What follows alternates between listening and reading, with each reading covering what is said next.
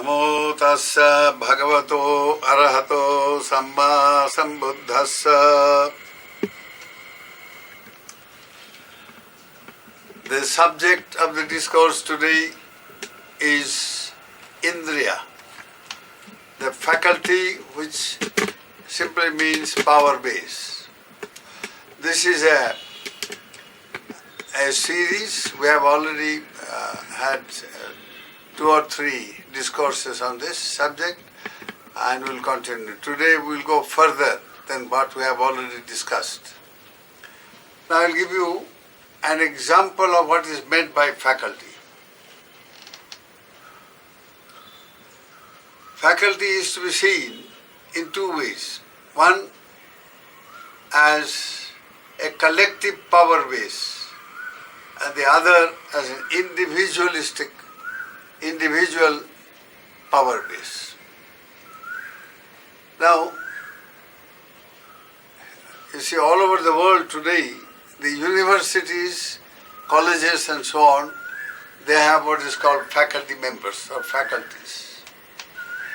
That means a college has so many professors, so many teachers, so many lecturers and so on, and knowledge is power. And these individuals, they are each one an expert in a particular subject, a teacher in a particular subject, represents knowledge as power. So they form a faculty, a collective base, power base, and they, you see, educate the students. Knowledge is power. They transmit their power into the student. They distribute their powers, so to say, knowledge power, and they share that with the students. So here, faculty as a collective power base, where all put together, you see, form a college of power base. That is a collective, a group, people who represents the power that is being distributed or transmitted. So this is an example. Now at the individual level also, you have got a similar situation. Now individually, for instance, every human being has got 22 indriyas or faculties, and each faculty is a power base. I have already discussed, you see, about the physical power bases that we have got, 5 of them, and then there is the mental power base, which is the all-powerful power base, and then there are the mixed mind-body nama-rupa power bases. Then further, there are a power base consisting of feelings, emotions and sensations, how they form, you see, a power base. Then there are those spiritual factors which ultimately decides or governs life. That is the Dhamma niyama, and how that becomes the power base, the spiritual factors. Then there are further, even higher than that. There are the transformational, those bases or those faculties representing the transformation of mind from the mundane level to the super-mundane level. So these power bases ultimately, you see, they represent the state of enlightenment. So this is how there are 22 power faculties or power bases, and they govern life in different ways, in various spheres, and life is ultimately governed by these indriyas. Indriya, I have already defined. Indriya means, the Indrasya bhava, kamma, the action of a ruler, Indra. That means the controlling power, the power that controls life, and at different levels and at different spheres. Now the five physical power faculties that govern our life. That is the five sense faculties. Chakhu, sota, ghana, jivha, kaya. Eye, ear, nose, tongue, body. These five bases, these five faculties are real power bases. They are of primal importance indeed for life to function in the way that it should, in a positive way, or the otherwise, the negative way. And the importance of that, all of you have heard already. Now, for instance, a person who has got eyes but he can't see. He looks like a normal man, but he can't see at all. Now he is handicapped by his lack of sight. He is a blind person. So life is very, very different between a blind person and a sighted person. Similarly, the other faculties, if we go through, and each faculty therefore governs actually. They are controlling powers. They control life totally. This is purely at the physical level. Here again, let me give you another example. How mind and body works together. So though these physical faculties are very, very important, they are of primal importance in fact, but even then, they themselves cannot function alone, unless there is the other aspect, the mind, which is the most important, most vital of all indriyas or faculties. Mind-body combination, how they function and make life what it is, either very meaningful or very meaningless. So for life to be meaningful, we have to understand these faculties. The example I was talking about is that, let us say, Sarathi, Buddha is supposed to be Sattha Devamanusana, Anuttaro Purisa Dhamma Sarathi, the incomparable Sarathi, guide, or literally it means a charioteer. Now, those days, in the olden days, they have caravans. Caravan leader was known as a Sarathi. In olden days, in the time of the Buddha, there are many great, very, very rich, wealthy caravan leaders who had become the king's treasurers.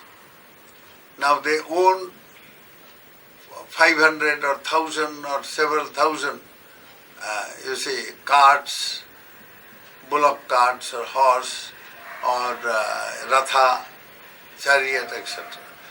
These people carried merchandise from India to different foreign countries, both in the West and East.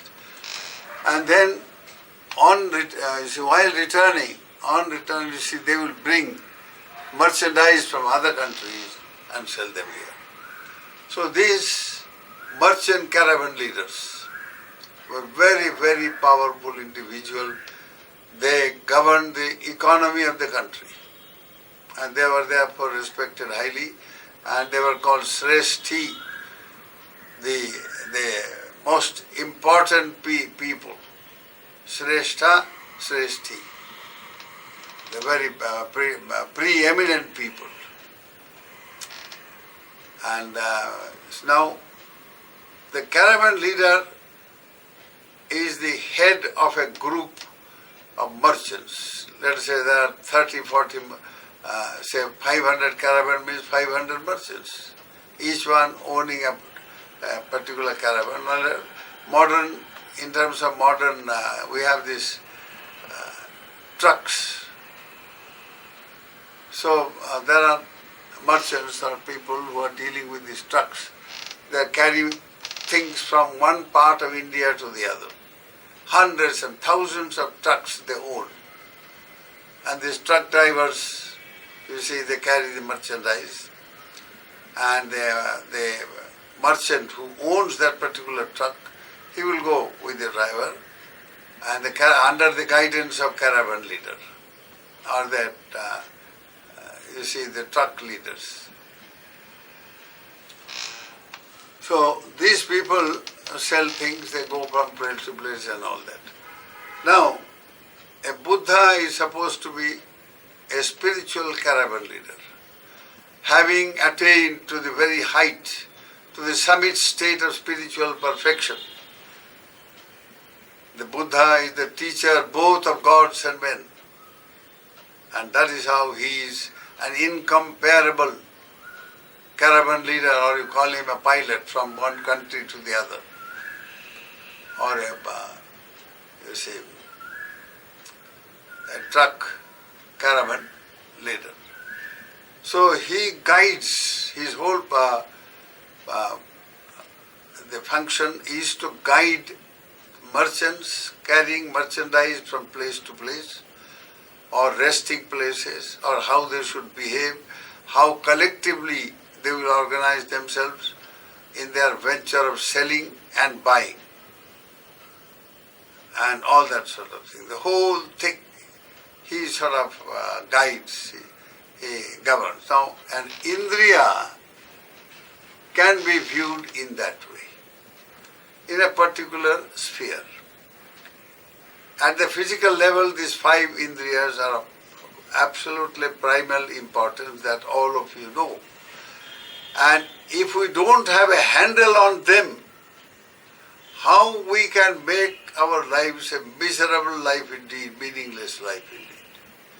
But if we know how to handle these faculties, sensory faculties, sense faculties, then how we can make our lives really meaningful. One of the great problems of a spiritual seeker, a sadhaka, is how to control the mind, how to control the feelings, the emotions, how to control our intellectual abilities, intellectual faculties, or whatever. Controlling something that represents power. So an indriya is a power which has the capacity to control. That is the definition of indriya. So if we have, let us say, we see an object with the eyes. And first of all, we become aware of the object. So in this awareness we have the consciousness, the mind working, and the mind sees, the action of seeing. Mind in the form of seeing. And then seeing what? A visible object. And then the eye has got the sensitivity by which we can see and the object. So 3 things, the seeing, the sensitivity of the eye, as well as the object. These 3 things, when they meet together, that is called you see, sparsha or first so mental, it's an sense impression.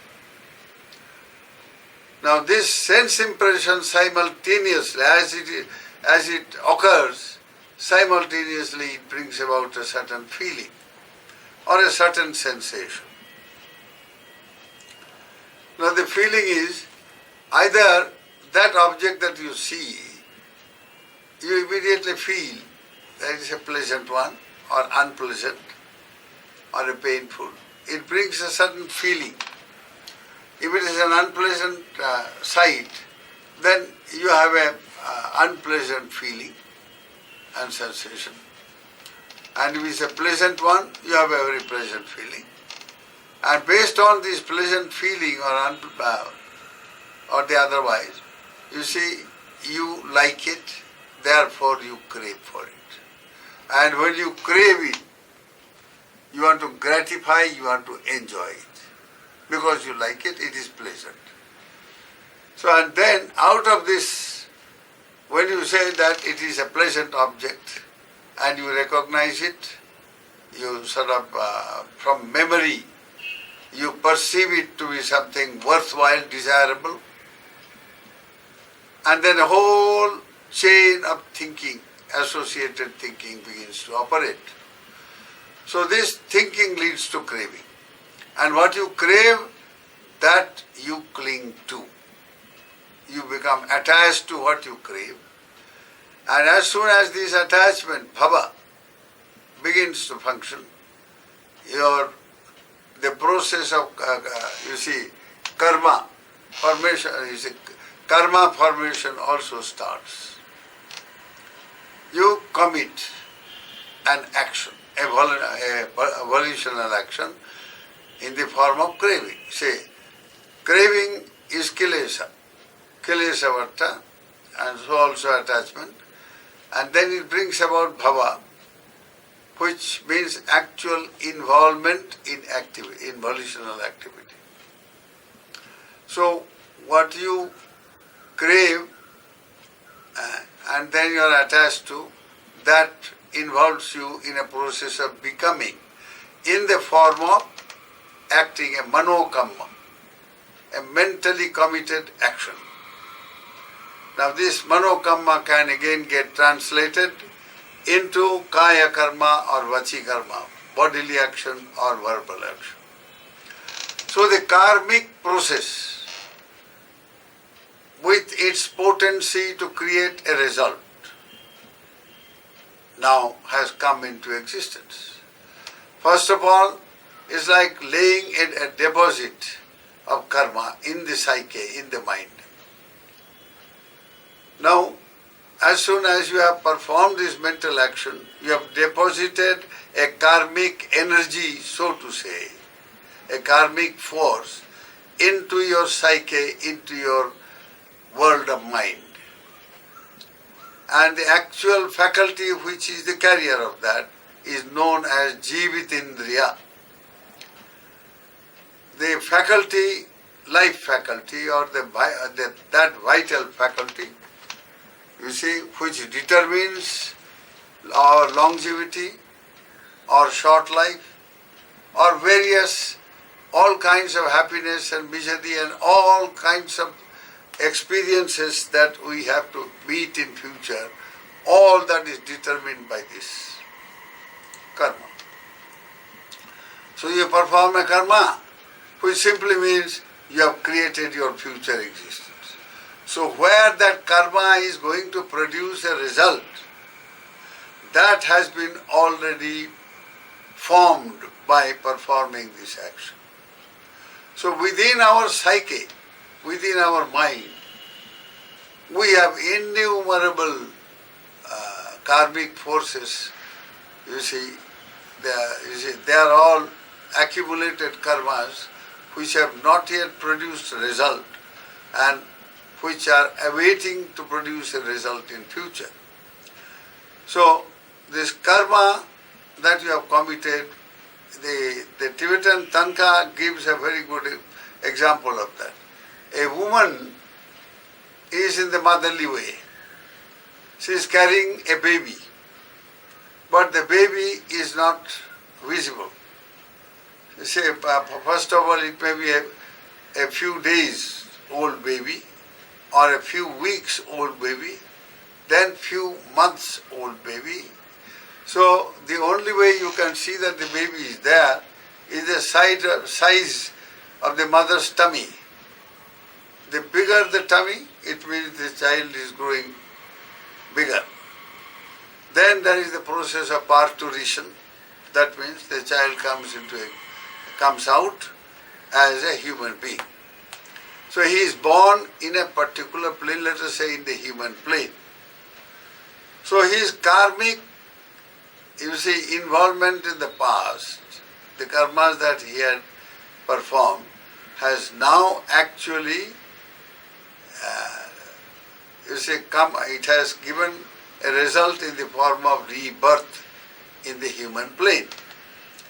And having become a human being, now he is subject to all the laws pertaining to the human sphere of existence. So he grows and then he becomes a young person, middle-aged person, old person and so on. Having become a human being, he starts accumulating karmas, fresh new karmas once again. Why? Because he has got all these faculties as a human being. So these faculties, he sees thing again, and then he likes a thing or he doesn't like or is neutral about it.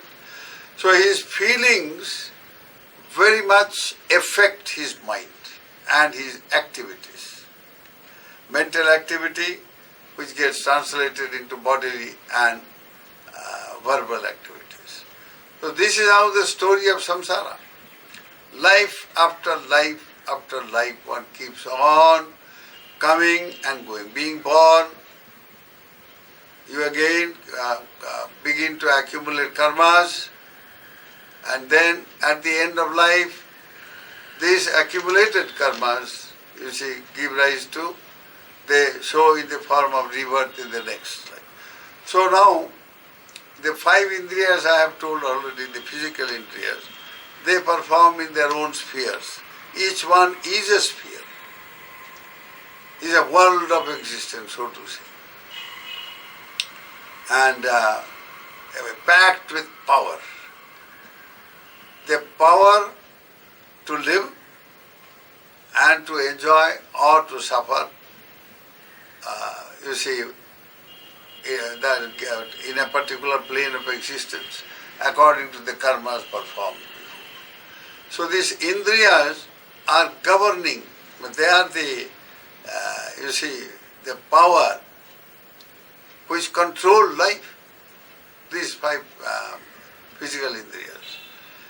And then the mind also as a indriya controls life. So both together they function in the manner of a caravan leader and all the other merchants as well as the whole caravan setup.